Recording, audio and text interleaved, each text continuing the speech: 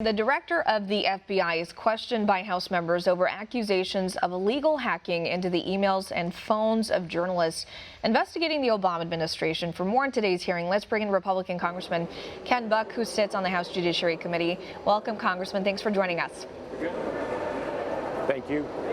So, Director Christopher Wray was in front of your panel today. You addressed the spying of reporter Cheryl Atkinson specifically, who exposed the Obama White House's Fast and Furious scandal, as well as the Benghazi attacks.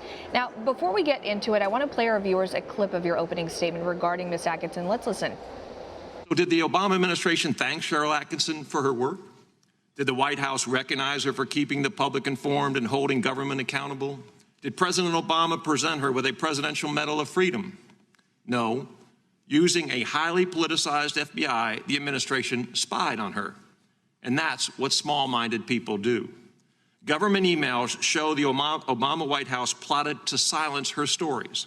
After suspicious incidents involving her home internet, computers, and phones, Atkinson hired a forensic computer expert who determined she was hacked by an IP address used by the FBI to conduct domestic surveillance. So there you were pressing Director Wray on these spying tactics. Tell us what he said in response today, and were his answers sufficient for you?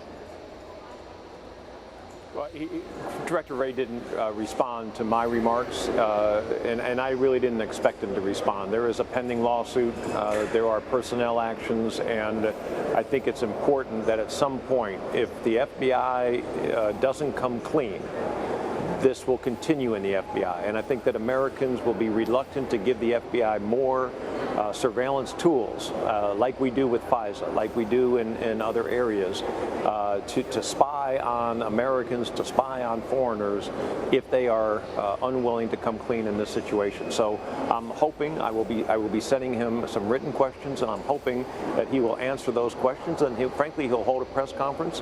He'll announce the actions that have been taken against personnel in the FBI, and I'm hoping that we are able to move forward and make this country secure against foreign governments, foreign terrorists, but also make sure that our own government doesn't spy on us.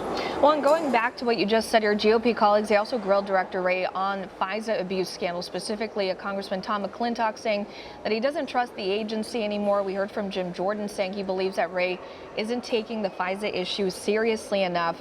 Now, Wray responded saying what happened to Carter Page was unacceptable, but did he offer any sort of policy suggestion to prevent this type of misconduct from happening in the future?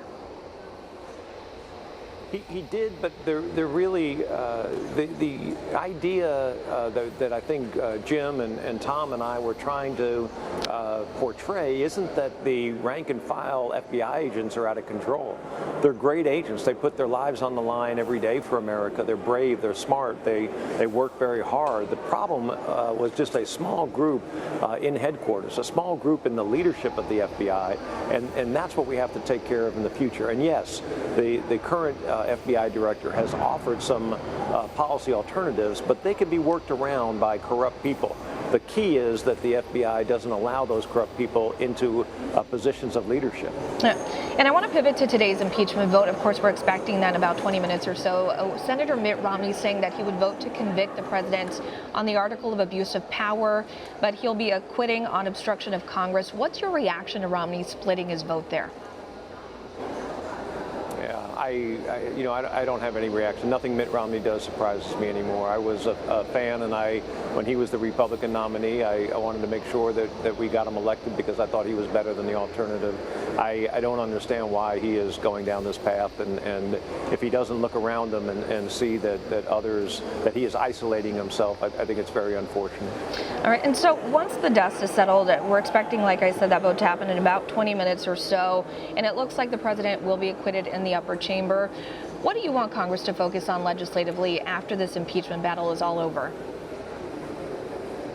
There are so many important issues, frankly. The president outlined many of them. I think that we need to address infrastructure changes. I think we need to make sure that we are talking about some of the legal changes. Right now, the Judiciary Committee is looking at antitrust issues concerning Google and Facebook and other major corporations, Amazon, Apple, and others. And I think we have a lot of work to do that's very complicated, that's hard, takes a lot of time.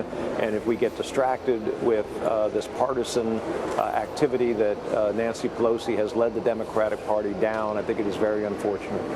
All right, we certainly appreciate your time today. We know you have a busy day on Capitol Hill. Thank you so much, Congressman. Want to see more videos like this? Click on the link below and subscribe to One America News on YouTube. And call your cable provider and kindly demand that One America News is added to your lineup. Call and subscribe today.